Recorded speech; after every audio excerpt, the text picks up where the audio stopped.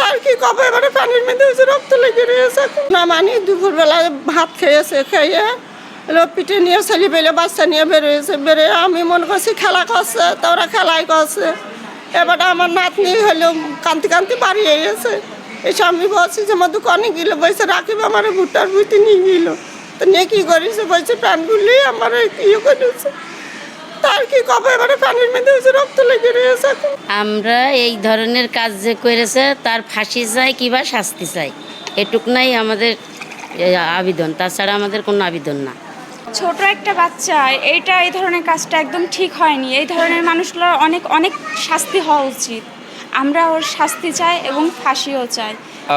চিকিৎসক যেনারা আছেন, চিকিৎসা বোর্ড বসে এর সুষ্ঠু তদন্তের মাধ্যমে যদি প্রকৃত ধর্ষণের ঘটনা ঘটে থাকে তাহলে আমি এর দৃষ্টান্তমূলক শাস্তি চাই।